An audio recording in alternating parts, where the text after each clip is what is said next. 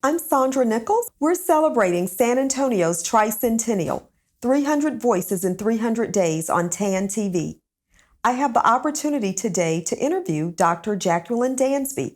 She's here to share her story, her life, and the contributions that she's made to our great city. Thank you, Dr. Dansby, for joining me today. How are you doing? I'm doing great. Thank you for having me. Great, thank you. We're going to jump right into this, and I just want to know just a little bit about you. Tell me, where were you born? I was born on the east side of San Antonio in Denver Heights. Wow, so you've been here all of your life. Practically, for just a few short years, my parents moved to Detroit, and then we moved back to San Antonio when I was 4. So the majority of the time I've lived here.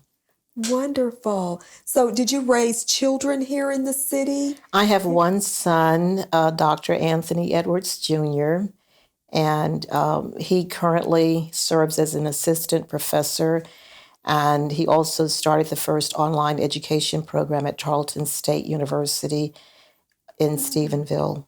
That's awesome. And we know that our online universities are very popular now, and I think will continue to be with the way that we live. Everything is about convenience, and it's given our population an opportunity to gain an education in an easier form, I guess. Yes. Well, I don't know that it's easier because the students still have to do the same amount of work, but Right. it is more convenient More if they are convenient. working full time and have families. They can do their work at their convenience and get assistance from the professor online. Awesome. Awesome. Yes. So tell me now, what do you do now? I'm the executive director of the Upward Bound Pre-College Program at St. Mary's University, Mhm. and I was blessed to have been a participant in the Upward Bound program when I was in high school.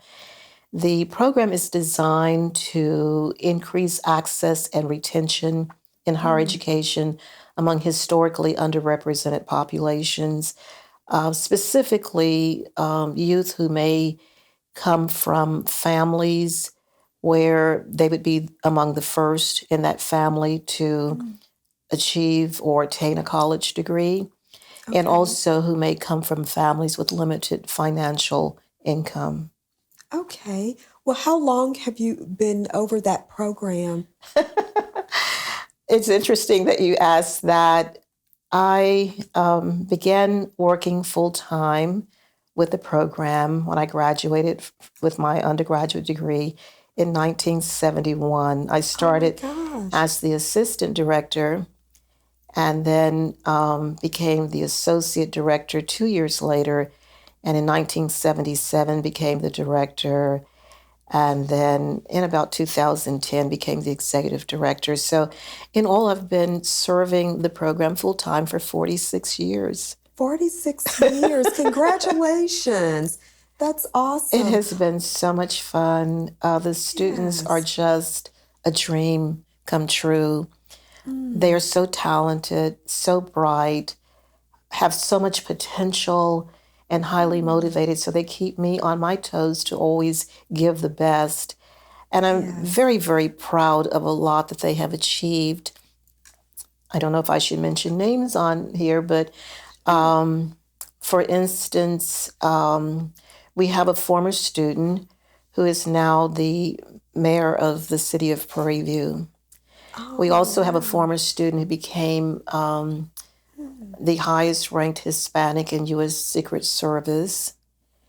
Wow. And we have former students that are professors, teachers, doctors, attorneys, Wow. entrepreneurs. They're just in every field and doing so well. Wow, that's pretty awesome. Such a diverse group of careers then that they've gone into. So you keep statistics on all of that, following them We into do what follow career. up, Yes. and we serve high schools in SAISD and Judson ISD. Okay. What about the other ISDs around? Is the program open to them or is there a similar program? for Well, them, or? we receive a grant from the U.S. Department of Education, Okay. and we are required to identify a specific area within San Antonio. Okay. And if there were more funds, we would be happy to serve all of San Antonio. Hmm. But um, since we receive funding from the U.S. Department of Education, we have Right. to comply with their policies and Sure. procedures. Well, tell me, what are some of the stats then? Do you, like, how many students do you bring in, for instance, in a year? Within SAISD, we bring in approximately 108 students per year, and with Judson ISD, approximately 63 per year. And we provide very intensive services to those students. So that's another reason that it would take a lot more resources Sure. considering the amount of services that we provide. We bring them to the university, Okay. and they're taught by university professors while they're in high school. So they're having an Okay. opportunity to become integrated into a university environment Hmm. and be able to begin developing relationships whereby these professors will help to expand their minds beyond what most high school students would be exposed to. For instance, in our biology courses, the professors expose the students to using equipment that most high school students would never have the opportunity to come near because some of it may cost maybe $500,000. Mm. But they're very careful with it. Right. And then they also have access to strong letters of recommendation for colleges and Mm. universities. So many of our students have degrees now from places like Harvard, Yale, Princeton, Columbia, Stanford, UT Austin, Texas A&M College Station, of course, Mm. St. Mary's, and just universities all over. Wow. So when they come into the program, how long are they in the program, or how long do you work with the particular student? The students come in the ninth grade, and they Okay. typically stay in until they graduate from high school. And the summer immediately following high school graduation, we consider that summer to be their bridge summer, where they're actually Hmm. bridging the gap between high school and college. So we enroll them in a 3 semester art course at St. Mary's Hmm. so that if there are any concerns about their readiness or preparation for higher education after Mm. going through the college preparatory process while in high school, Right. we're there to be able to address any concerns that may come up before they go to the college of their choice in the fall. We also assist them Yes. with getting financial aid, as well as we Mm. have counselors that work with them on applying for colleges and universities. That is an awesome program. And you've made such an impact by being part of that for so many years. Tell me, what are some other organizations that you're a part of in this city? I am a former president of the San Antonio Women's Hall of Fame. And of course, I Mm. was inducted in the category of higher education. Right. I am a former president of SA 100. And I'm a member of Alpha Kappa Alpha sorority. And I've been president of the Business and Professional Women's Club. I'm in a number of clubs and organizations, so I'm going to Yes. get in trouble for not naming all of them. Well, we only want a few then, just so we cover you so you don't get in trouble with the other organizations then. They understand. Yes, yes. So tell me, what would you say has been, I know you've made a lot of contributions to the city, but what has been some of your most notable contributions to the city of San Antonio? Well, in 2011, St. Mary's University was recognized and received an award for its contributions, and they were to San Antonio. This was a national award that was presented by the Obama administration. And Upward Bound was one of the three programs that was featured, for which that award was given. And so I felt wonderful about that. Yes. I also was selected as a National Trio Achiever, and this is someone who's been through a TRIO program, and Upward Bound is one of the TRIO programs. And it was for my contributions in the field of education on a nationwide basis. And I also received the same award from our state professional association, for which I also am a former president, the Texas Association of Student Special Services Programs. But all of these awards were because of the contributions to the youth in San Antonio, and people outside of San Antonio recognize that. Yes, and congratulations on that. You have a lot of achievements. And so when people hear the name Dr. Jacqueline Dansby, what do you think they first think of? I hope that they would think of education, and that is what I'm very committed to. I feel as though everyone deserves to have a quality education, and youth especially need to receive encouragement. And so I'm hoping that's what they would think of when they hear my name. Absolutely, absolutely. And they do need lots of encouragement from all of us. Yes. And so it takes a village. Now tell me, there's so much going on in the city. What do you most like about San Antonio? I love everything about San Antonio, to be honest with you. I find that as a result of my travels, I'm more cognizant of the fact that it appears as though our culture is very warm and vibrant. And I feel as though we don't seem to have some of the problems that exist in some other cities, because we have such a rich mixture of cultures. And it's growing. Yes. It's the weather is beautiful. It's a wonderful place to live. We have wonderful resources. I really like everything about San Antonio. Yeah, and there is so much about the city to like. It really is. And you've made such an impact on the lives of so many. I have to ask, who's been most influential in your life? My mother and my son. My mother, because she was a woman ahead of her time. And when she raised me, she let me know that she wanted me to achieve whatever was my highest and my best potential.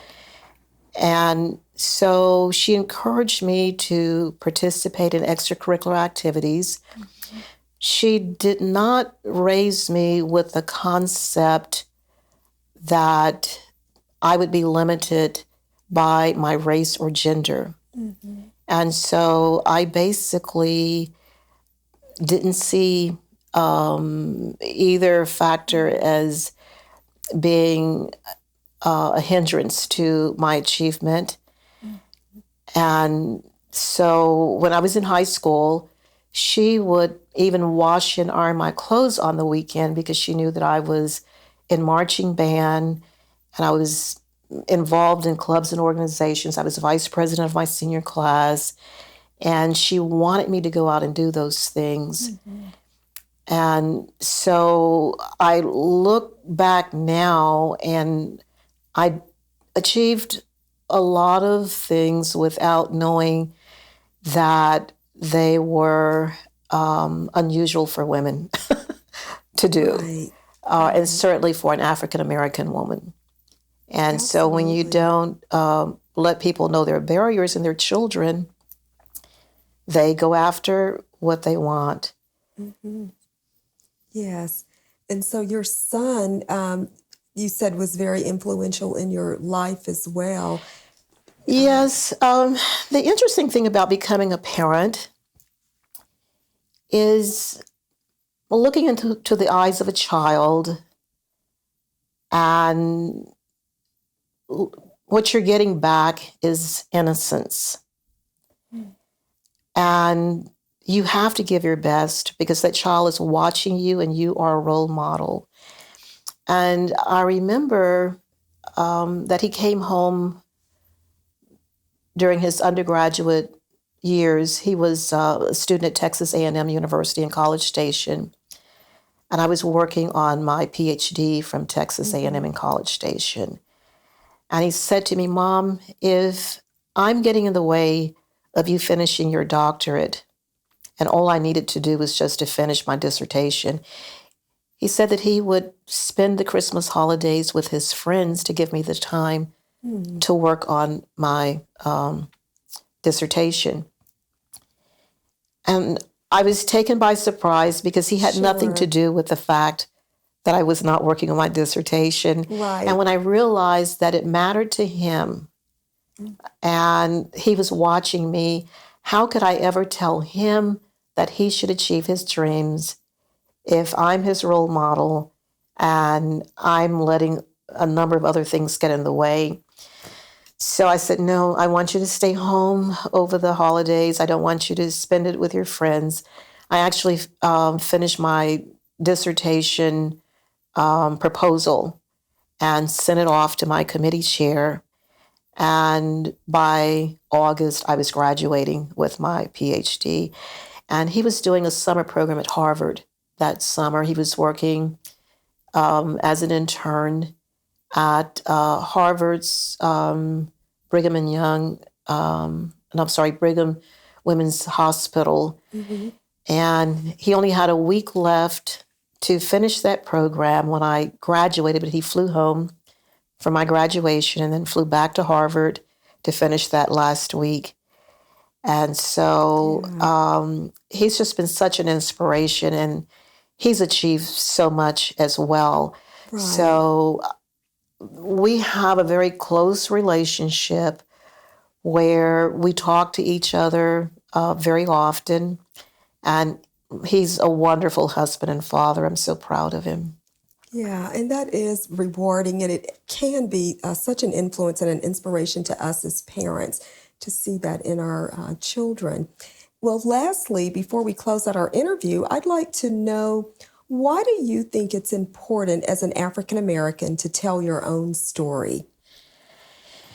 It's important because when we look at the percentage of African Americans in San Antonio, we are such a small percentage of the population that in many instances, when San Antonio is mentioned, African Americans may not be what first comes to mind. Right. But we have a rich culture, a rich history. We are vibrant, and I just think that the contributions of all citizens need to be recognized. Absolutely. Thank you so much for coming out today, joining us, and just sharing your story and your life with us. We're glad to have you. Thank you.